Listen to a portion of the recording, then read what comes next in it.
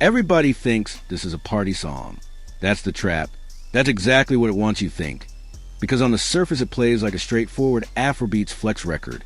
High energy, ad-libs stacked on ad-libs, a hook you can shout in a club before you've even learned the words. But underneath that surface there's something a lot more revealing going on, something closer to confession than a celebration. And once you notice it, you can't unhear it. Start with the obvious read, because you have to understand what the song wants you to hear before you can see what it's actually doing. On its face, this is a track about excess. A man just landed somewhere, Abuja specifically, and he tells you twice, back to back, like he needs you to register it. And he is, by his own account, extremely intoxicated. He says it outright more than once, in more than one register. He's too high, he's faded, he can't lie about it. That repetition isn't filler. Repetition in this genre is rarely filler. It's emphasis, and emphasis is confession. When someone tells you 3 separate times in the space of 30 seconds that they cannot lie about their state, what they are actually doing is preempting your judgment. It's the verbal equivalent of putting your hands up before anyone's accused you of anything. So layer 1, intoxication as armor. He's not just describing being high. He's using the high as a shield for everything that follows. Once you're established as faded, unreliable, chemically unbothered, everything you say next gets a built-in disclaimer. The transactional lines that follow, the demands, the price tags, the casual cruelty toward the woman he's talking to, all of it gets filtered through, well, I told you I was high. That's not an accident of songwriting. That's a psychological strategy dressed up as a hook. Now here's where it gets interesting, because the hook itself is doing double duty. Gimme Dat Ting, on the surface. In a song about a man who just landed in a new city with money and ambition, you assume it's about a woman. Physical, transactional, uncomplicated. And for most of the song that reading holds. But listen where the phrase actually sits in the structure. It shows up right after he's talking about labels wanting to sign him. It shows up right after a joke about his mother warning him about industry conspiracy theories. All of a sudden, Dat Ting isn't just a body, it's a contract. It's a deal. It's the thing everyone wants a piece of: women, labels, promoters, bookers. And he's fielding all of them with the same 3 words. That's the double meaning nobody talks about when they play this in a club. The phrase is elastic on purpose. It stretches to cover desire, ambition, and paranoia all at once. And the fact that it never resolves into one specific meaning is the point. He needs it vague enough to apply to everything demanding a piece of him. Which brings us to the mother line, because that's the detail everyone skips past to get to the flex bars, and it's actually the emotional key to the whole track. He mentions, almost as a throwaway, that his mother told him to make sure whatever he's signing isn't some Illuminati arrangement. That's a specific kind of Nigerian pop culture anxiety. The conspiracy theory that sudden fame and wealth in the music industry comes with a hidden cost, a secret initiation, a soul traded for success. It's a real, culturally specific fear that circulates in gospel circles and family group chats across West Africa. And he drops it here, in the middle of a song about intoxication and casual sex and status, like a joke. But it's not really a joke. It's the one moment in the entire track where an outside voice, a maternal, grounding, skeptical voice, breaks into the haze. Everywhere else in the song, it's just him, his altitude, his money, his conquests. And then for 4 bars, his mother is standing in the room, worried about what he's becoming. That's the contradiction the song never resolves. And I don't think it's supposed to. Directly after the mother line, without missing a beat, he pivots to bragging about labels chasing him and promoters wanting bookings. The anxiety gets absorbed instantly back into the flex. That's not carelessness. That's a documented psychological pattern. People under pressure to project success often process genuine fear by immediately overcompensating with bravado. You say the scary thing out loud for 1 second, just so it's acknowledged, and then you bear it under 3 more lines about how much money you have. The mother's warning doesn't get answered. It gets outrun. Now, the second half of the song shifts gears, and this is where the real target of the track reveals itself. Because up to this point, you could argue it's mostly about him, his high, his ambition, his paranoia. But then he turns his attention outward toward the woman, and the tone changes completely. Suddenly, we're deep in class commentary dressed up as seduction. He calls her out for being a nepo, industry shorthand for someone coasting on family connections rather than earned success, and immediately follows it by insisting her father doesn't have as much money as he does. That's not a compliment. That's a threat disguised as flirtation. He's establishing a hierarchy before anything physical even happens. And then he goes further. He tells her to show respect the way you greet an elder or a person's status, invoking a term of deep cultural deference usually reserved for wealthy, respected men in Yoruba and Hausa communities. He's not asking her to desire him. He's asking her to defer to him. The way you defer to your elders, to authority, to old money. That's a much colder ask than a party song usually admits to. And this is where the song does something genuinely sharp with self-awareness, whether or not it means to. He says he arrives with cash and she arrives with just her body, framing it like an uneven trade. But the very next line jokes about wanting to combine forces the way two American political dynasties might. A joke about marrying to power, about two ambitious people merging resources. So which is it? Is she beneath him, arriving empty-handed while he arrives loaded? Or is she an equal, someone worth merging empires with? The song holds both at once and never picks. That instability is the emotional core of the entire second half. He wants to look down on her and be impressed by her in the same breath, because what he's actually attracted to isn't her. It's the appearance of value. He catalogs her in commercial terms.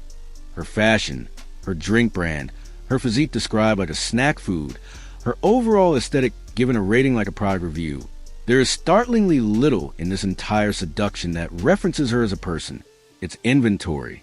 And when he finally does slow down to acknowledge her presence directly, it's only to demand payment and effort from her in a phrase repeated like a mantra. Stimulate me, provoke me, but ultimately pay me. That line, repeated across the bridge, flips the classic transactional dynamic of this kind of song on its head. Normally in this genre, it's the man offering to buy things for the woman.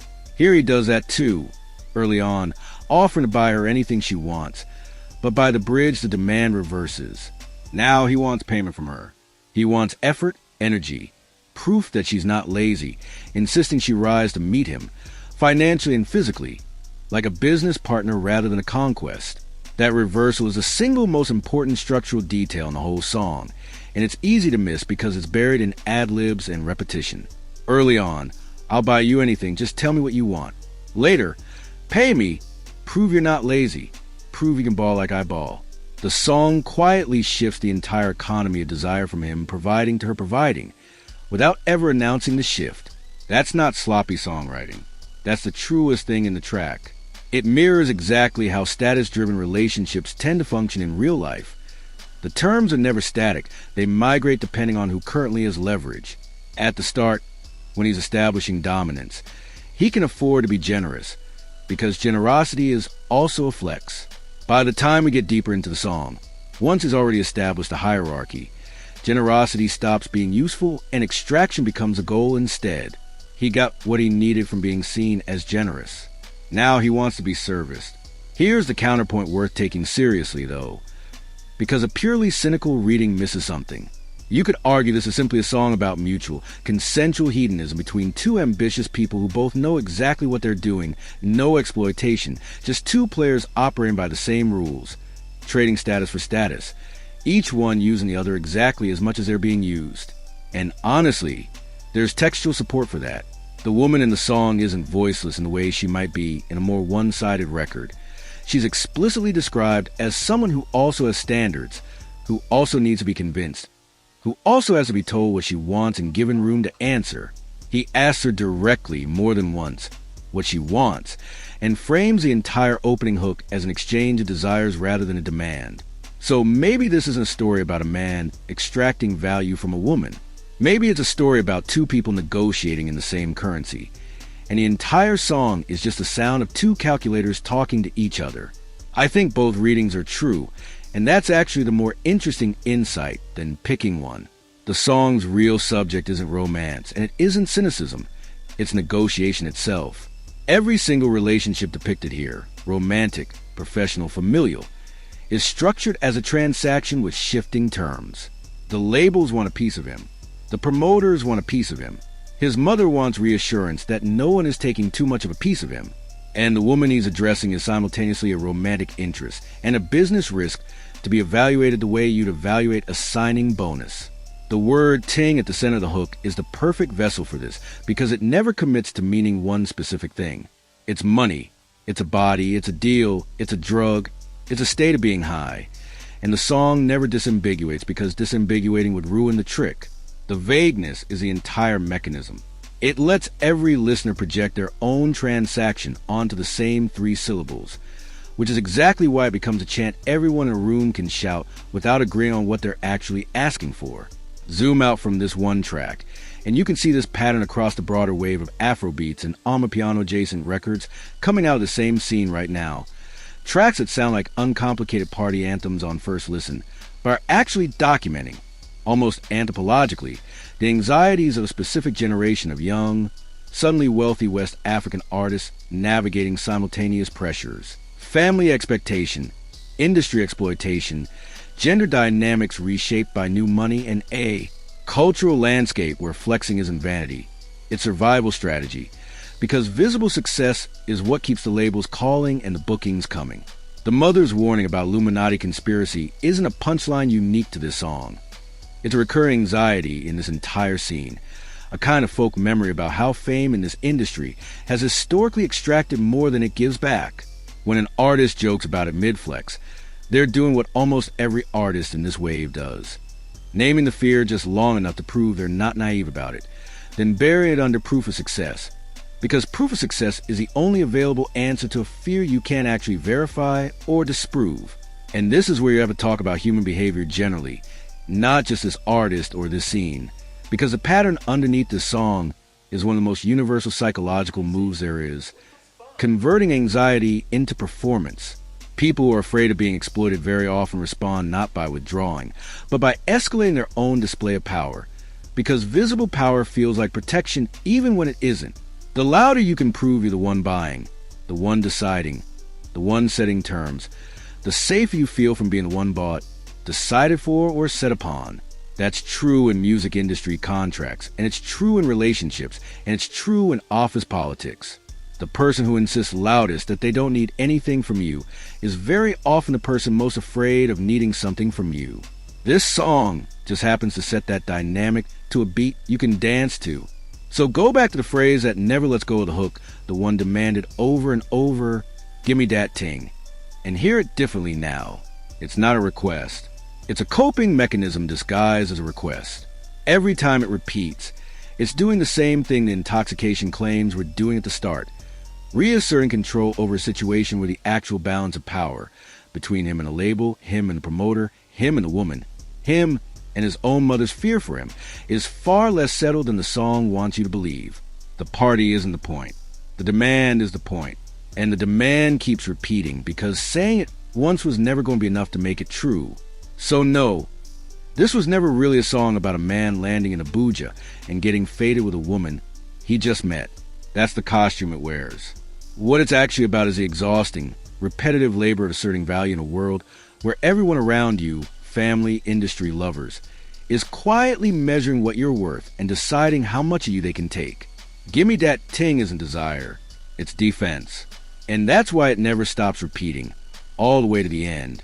Because the moment it stops, the question of who actually has the power in any of these relationships stops being avoidable.